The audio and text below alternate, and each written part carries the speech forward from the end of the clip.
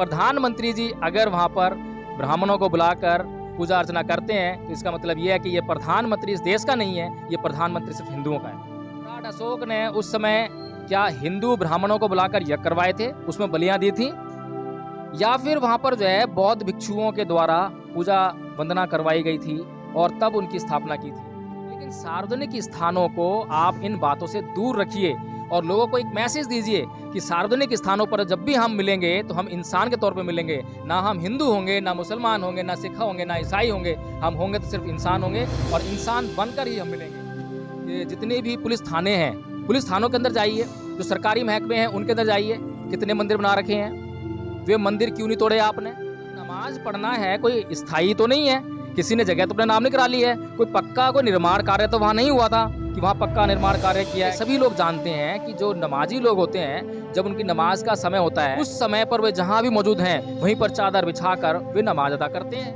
मिल जाती हैं। लेकिन गरीब व्यक्ति अपने लिए जो कि उसने अपराध किया भी नहीं है उसके लिए भी जब एंटीसिपेटरी बेल लेने के लिए कोर्ट में आता है तो जो है एंटीसिपेटरी बेल देने से मना कर देती हैं, जबकि किया गया है। तो सुप्रीम कोर्ट ऑफ इंडिया को अब कौन से कानून और संविधान की कौन सी मर्यादा, संविधान के कौन से अनुच्छेद, संविधान के कौन से भाग के तहत ये अधिकार मिलता है कि नुपुर शर्मा को वह जो है बरते और उसे उसकी गिरफ्तारी पर रोक लगा दे।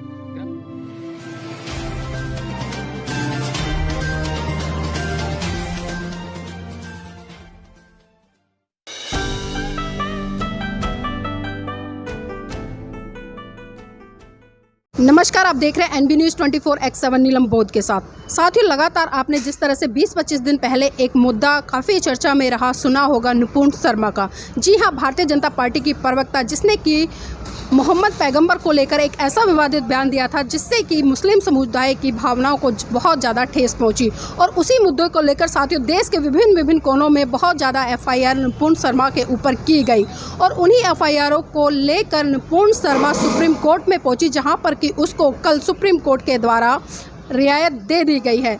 और इसी बीच में बहुत सारे सवाल खड़े होते हैं, लोगों की अपनी अपनी प्रतिक्रियाएं निकल कर आ रही हैं और इसी कड़ी में आज मेरे साथ में एडवोकेट जय भीम प्रकाश जी हैं, तो उन्हीं से चर्चा करूंगी कि सुप्रीम कोर्ट के इस निर्णय को वो किस तरह से देखते हो। सर, आपका स्वागत है एनबी न्यूज़ में।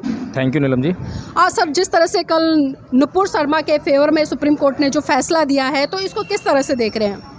देखिए नीलम जी, पहली बात तो ये हमें समझनी चाहिए कि नुपुर शर्मा के खिलाफ जिन धाराओं में और जिस कानून के अंतर्गत केस दर्ज किया गया है वो धारा और वो कानून जो है नॉन वेलेबल है। अब नॉन वेलेबल ऑफेंस क्या होता है इस बात को हमें समझ लेना चाहिए। नॉन वेलेबल ऑफेंस वे ऑफेंसेस होते हैं जिनमें कि पुलिस को यह अधिकार है कि जैसे ही उसके संज्ञान में कोई भी कॉग्निजेबल एंड नॉन वेलेबल ऑफेंस उस संज्ञान में आता है तो तुरंत वो अपराधी को तुरंत प्रभाव से उसको जो है अरेस्ट कर ले, गिरफ्तार कर ले। लेकिन इसमें एक चीज़ और है नीलम जी, एंटीसिपेटरी बेल का भी कानून जो है विद्यमान है भारत में। अब जो एंटीसिपेटरी लॉ है उसकी अपनी मर्यादाएं हैं कि वो कब ग्रांट की जानी चाहिए और कब ग्रांट नहीं की जानी चाहिए। जहां असमंजस की स्थिति बनी हो अपराध को लेकर, जहां यह तय कर पाना मुश्किल हो कि अपराध हुआ है या नहीं हुआ है, अपराध अभी हुआ है या नहीं हुआ है और इसमें अभी जांच की संभावनाएं हैं, जांच करने के बाद ही पता चलेगा कि अपराध हुआ या नहीं हुआ। जांच करने के बाद जो जांच अधिकारी है वह अपनी रिपोर्ट दाखिल करेगा कोर्ट में, उसके बाद कोर्ट में केस चलेगा और कोर्ट पूरी तरह से उसकी जो गवाहों की गवाहियाँ कराने के बाद, तमाम तरह की जांच पड़ताल करने के बाद, सबूतों के आधार पर, सबके आधार पर जो है वह निर्णय देगा कि क्या अपराध हुआ या नहीं हुआ। लेकिन अगर हम देखें कि नुपुर शर्मा मामले में नुपुर शर्मा ने जो बयान दिया वह रिकॉर्डेड बयान है। ऐसा बयान नहीं है कि जिसमें कि कोई किसी तरह की इन्वेस्टिगेशन की बात रखी गई हो कि इसमें जी अभी इन्वेस्टिगेशन की ज़रूरत है, इन्वेस्टिगेशन के बाद पता लगेगा कि कितने सबूत हमारे हाथ लगे हैं और उन सबूतों को ले आके फिर हम कोर्ट में जाएंगे, तब कोर्ट ये तय कर पाएगी कि सबूत कैसे थे, सबूतों के आधार पर क्या निर्णय दिया जाना चाहिए, क्या निर्णय कोर्ट देती है। लेकिन ये क्लियर कट मामला है, नुपुर शर्मा ने उस बयान से इनकार नहीं किया है, रिकॉर्डेड बयान है, टीवी पर जो है बिल्कुल लाइव डिबेट में यह बयान दिया गया है। तो मेरी समझ में ये बात नहीं आती है कि सुप्रीम कोर्ट ऑफ इंडिया पहले तो यह कहती है कि नुपुर शर्मा को अभी तक गिरफ्तार नहीं किया गया है, जबकि इसी तरह के मामलों में बहुत से लोगों के ऊपर जैसे ही एफआईआर होती है उन्हें तुरंत गिरफ्तार कर लिया जाता है। लेकिन नुपुर शर्मा को अभी तक गिरफ्तार क्यों नहीं किया गया है, इस बात की पूछताछ supreme court of India Delhi police से करती है। भारत की पुलिस से करती है कि आपने अभी तक उसको एफआईआर दर्ज कर ली है, तो एफआईआर दर्ज करने के बाद उसको गिरफ्तार क्यों नहीं किया है, पहली बात। दूसरी बात, अब तक नुपुर शर्मा, इतना टाइम हो गया एफआईआर दर्ज हुए भी, अब तक नुपुर शर्मा गिरफ्तार नहीं हुई है, तो है कहाँ? क्या वो देश छोड़कर भाग गई है?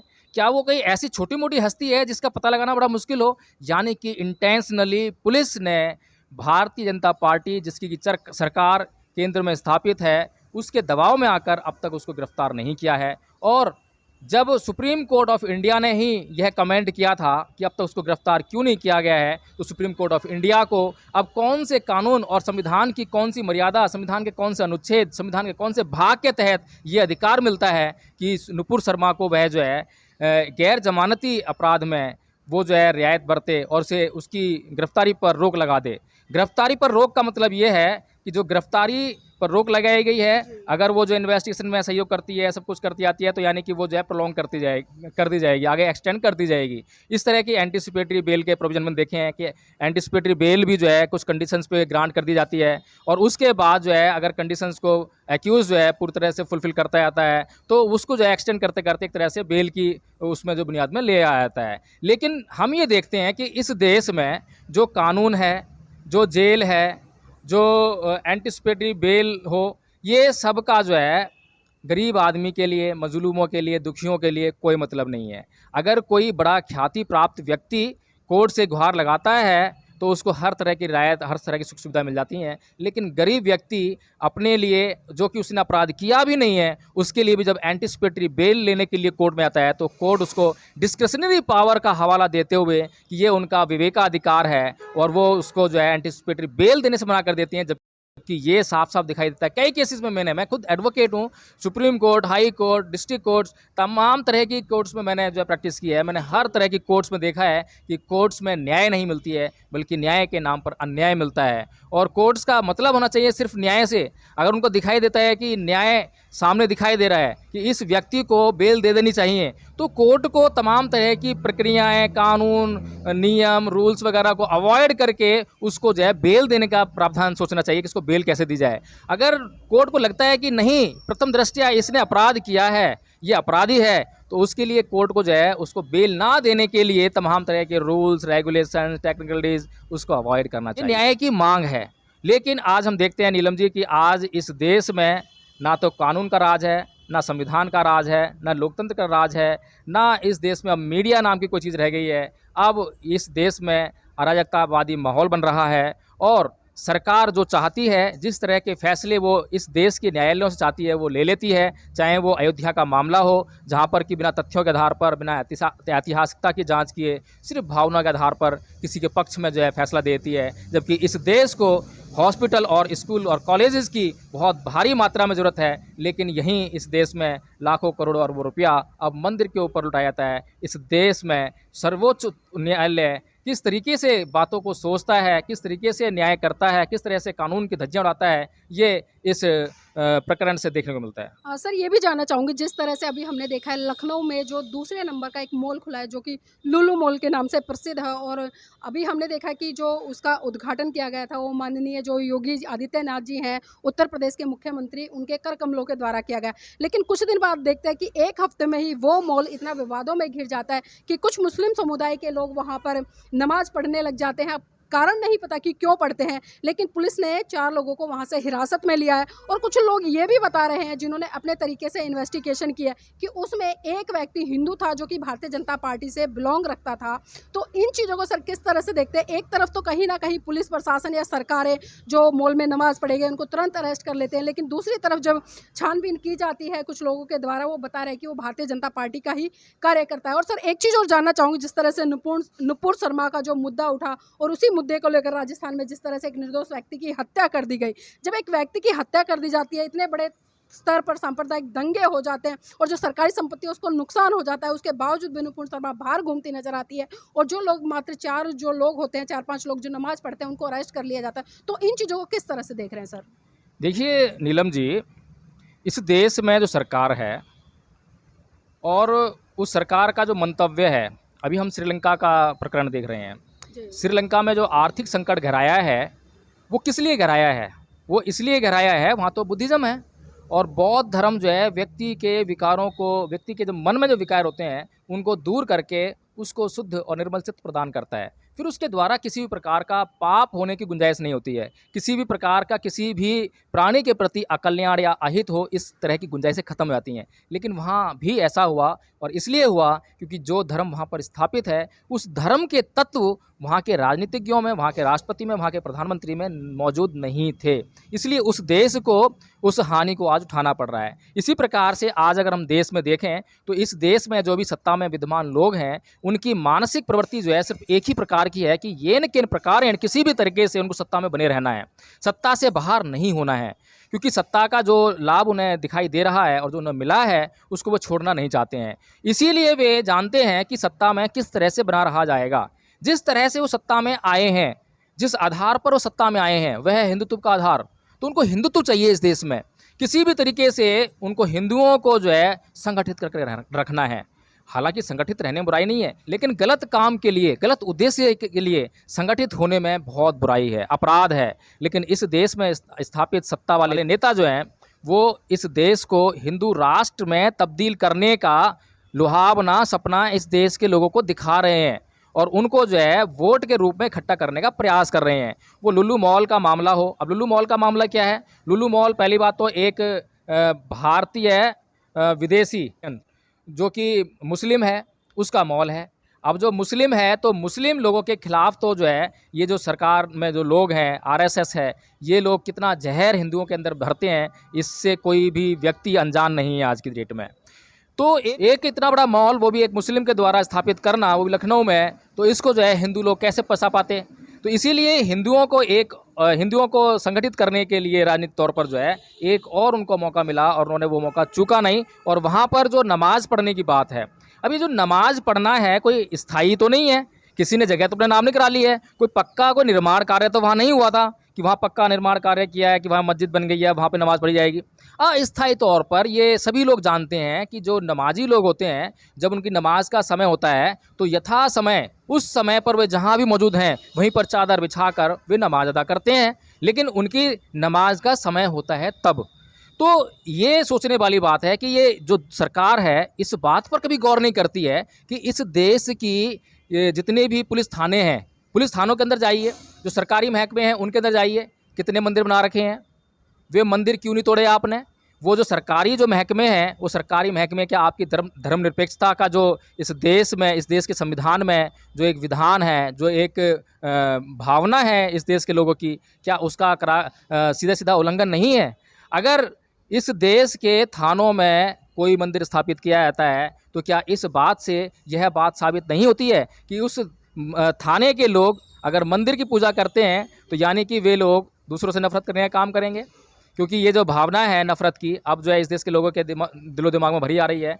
और एक थाने में केवल एक मंदिर अगर आपने स्थापित करने ही है तो इस देश में जितने भी धर्मावलंबी हैं उनकी भावनाओं को आपको जो है दिमाग में रखना पड़ेगा और उनकी भावनाओं की कदर करते हुए आपको जो है मंदिर भी बनाने पड़ेंगे, मस्जिद बनानी पड़ेगी, गुरुद्वारा बनाना पड़ेगा, आपको बौद्ध विहार बनाने पड़ेंगे, आपको जैनियों के मंदिर बनाने पड़ेंगे, और भी कोई सेक्ट यहाँ पर है गिरजाघर भी बनाना पड़ेगा, सब तरह के आपको स्थापित करने पड़ेंगे। इतना बड़ा काम आप करेंगे, इससे बढ़िया आप अपने आप को धर्मनिरपेक्ष क्यों नहीं रखते हो? आप वहाँ इस तरह की जो मैंने तो न्यायालयों में देखा है, कोर्ट में देखा है कि कोर्ट में लोग बैठे हुए हैं और वहाँ पर जो है किसी देवी देवता की तस्वीर, ईश्वर की तस्वीर लगा के और वहाँ उसकी पूजा अर्चना करते हैं। बताओ कैसा मतलब मामला है, कैसा माहौल है, क्या करना चाहते हैं? अरे भाई, आपको अगर अपने धर्म की आराधना करनी है, अगर आपको पूजा अर्चना करनी है तो आप अपने घर पे कीजिए ना, कौन रोकता है आपको? आपको पूरी आज़ादी है, संविधान के अंदर आपको अधिकार दिया गया है। लेकिन सार्वजनिक स्थानों को आप इन बातों से दूर रखिए और लोगों को एक मैसेज दीजिए कि सार्वजनिक स्थानों पर जब भी हम मिलेंगे तो हम इंसान के तौर पे मिलेंगे, ना हम हिंदू होंगे, ना मुसलमान होंगे, ना सिख होंगे, ना ईसाई होंगे, हम होंगे तो सिर्फ इंसान होंगे और इंसान बनकर ही हम मिलेंगे।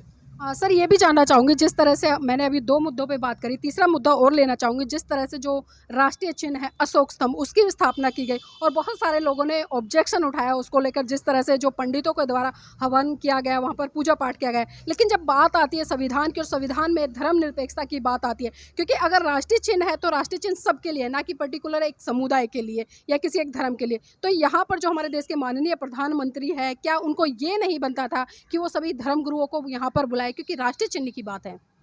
देखिए, प्रधानमंत्री जी, अब मैं क्या उनके अवमानना में शब्द इस्तेमाल करूं। मैं उनकी हालांकि मन से जो है अवमानना करना नहीं चाहता हूं, क्योंकि मैं नहीं चाहता कि किसी की अवमानना करके मैं अपने मन को दूषित करूं। लेकिन समझ से बाहर बात है।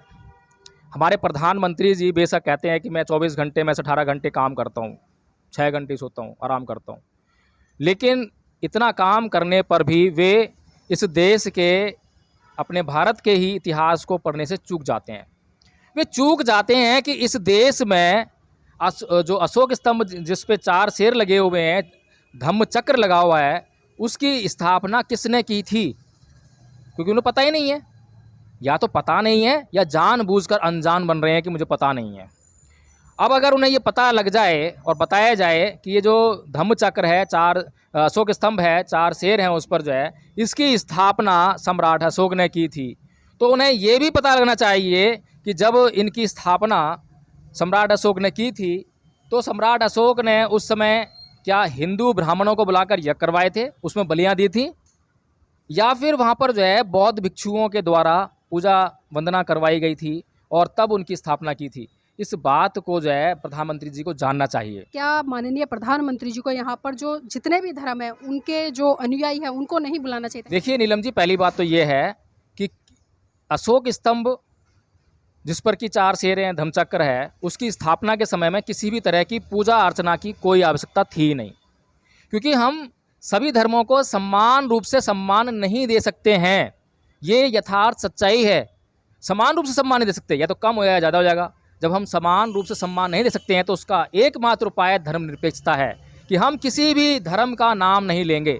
जब कोई व्यक्ति राष्ट्रपति बन जाएगा, जब कोई व्यक्ति प्रधानमंत्री बन जाएगा, जब कोई व्यक्ति मुख्यमंत्री बन जाएगा, तो जब वो इस देश के किसी भी पद पर आसीन हो जाएगा तो वह किसी भी धर्म की बात नहीं करेगा पार्टिकुलर, और किसी भी धर्म की खिलाफत नहीं करेगा। वो बिल्कुल धर्मनिरपेक्ष रहेगा, तटस्थ रहेगा। वो ये नहीं है कि जैसे कि अभी मुख्यमंत्री जी जो हैं, देखिए गणेश चतुर्थी का त्यौहार आएगा। पिछली बार जो त्यौहार गया है उस पर गणेश चतुर्थी पर जो है दिल्ली के मुख्यमंत्री जी ने अपने सभी जितने भी उनके एमएलएज थे, जितने भी उनके पदाधिकारी थे, जितने भी उनके पार्टी कार्यकर्ता थे, सबको ये कहा भैया इसका जो है लाइव अपने जो फेसबुक पेज है, फेसबुक अकाउंट है, या जो भी सोशल मीडिया अकाउंट है, उनसे लाइव करो इसका आयोजन जो है।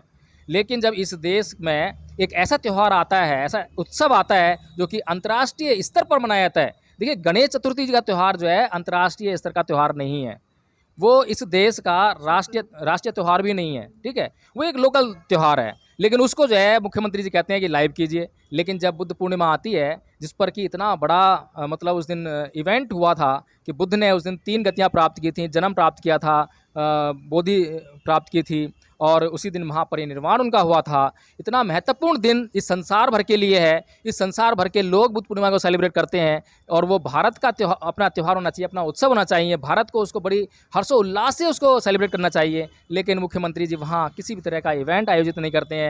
अपने लोगों को ये भी नहीं बोलते हैं कि कहीं बुद्ध पूर्णिमा का त्यौहार किसी बुद्ध विहार में या कहीं जगह मनाया जा रहा हो तो वहाँ से लाइव कर देना है, या उसको जो है किस तरह टेलीकास्ट की व्यवस्था की गई हो। तो नीलम जी, सीधी सी बात है, चाहे अशोक स्तंभ की स्थापना हो, चाहे वो राष्ट्रपति भवन की स्थापना हो, कुछ भी इस देश में हो रहा है जो कि राजकीय है, सरकारी है, तो उस पर किसी भी धर्म की छाप किसी भी तरीके से पड़नी नहीं चाहिए। लेकिन प्रधानमंत्री जी अगर वहाँ पर ब्राह्मणों को बुलाकर पूजा अर्चना करते हैं तो इसका मतलब ये है कि ये प्रधानमंत्री इस देश का नहीं है, ये प्रधानमंत्री सिर्फ हिंदुओं का है।